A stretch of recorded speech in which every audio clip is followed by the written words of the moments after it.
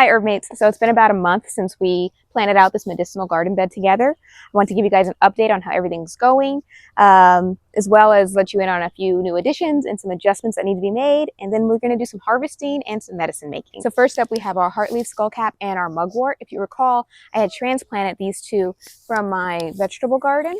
The skullcap did amazing and it is blooming, thriving. It looks great.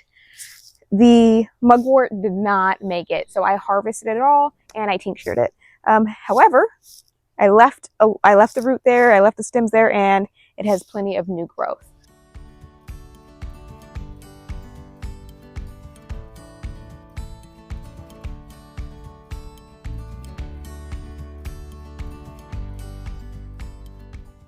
Next up, we have the calendula that I had planted last minute, and it has done really well. Two of the plants have done really well. One of them's doing okay, and the other one didn't make it. Flowering head, little buds. I haven't harvested any of it. I really want it to reseed, and I want it to just go where it goes. So I put one here.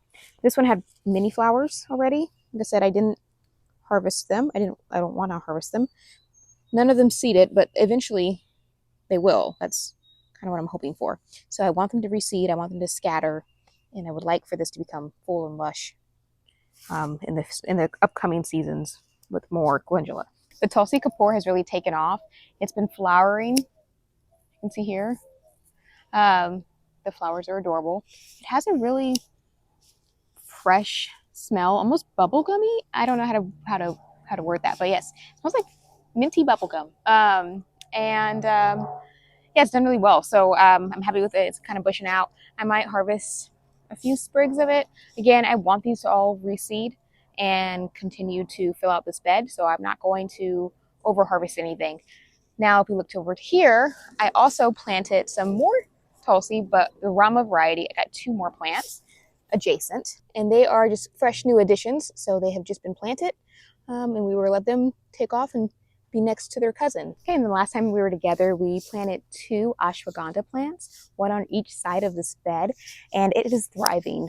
The leaves have become really full, it's bushing out. However, the one on the other side that is in direct sun hasn't performed as well. So I'm going to actually transplant that one back over here so they can have the same conditions and get some shade from the oak tree behind it.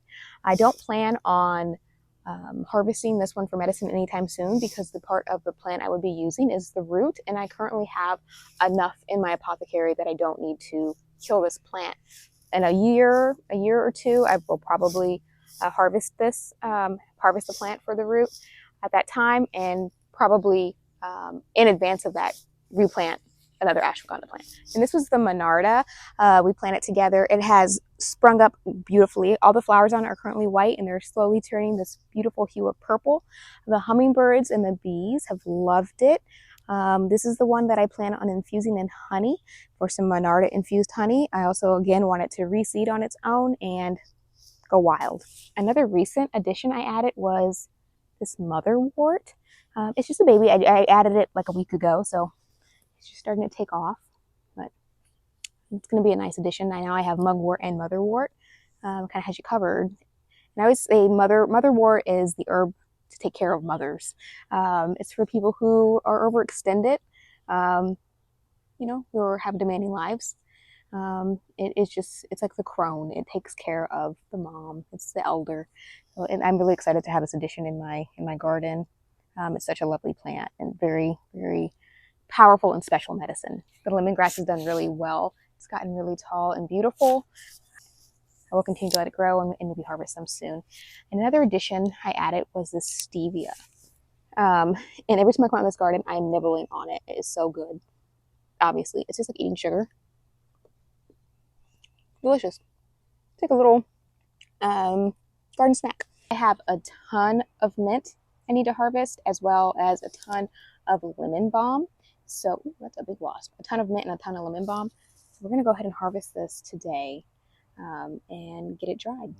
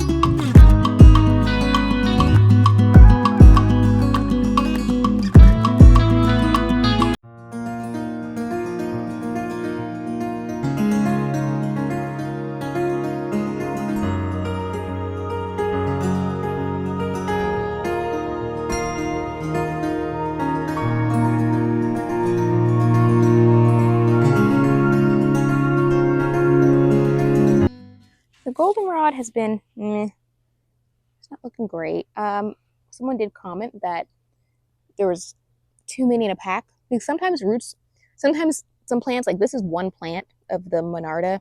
It's one plant, but it has many offshoots. And then other times they're singular. And apparently this was 3 plants, and I should have spaced them out, and they would probably be thriving better. Borage has been doing really well. You can see beautiful blue flower. I've been getting some pink flowers too. I believe it turns pink. Oh, starting to rain. It turns pink first and then blue, or vice versa. But yeah, it's been doing really well. It's bushed out nicely. It's putting on a lot of flowers. I also added some lamb's quarters, 2 of them. But you'll notice it has this beautiful magenta center.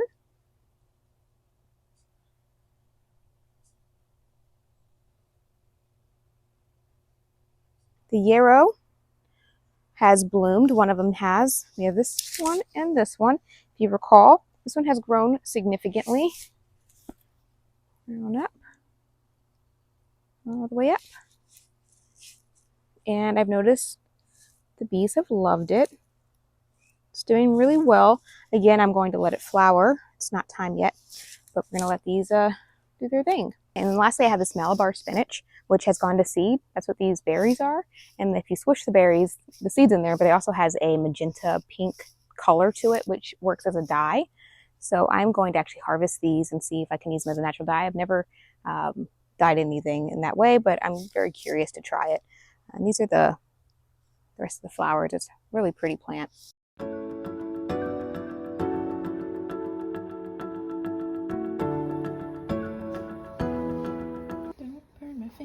Don't burn my fingers.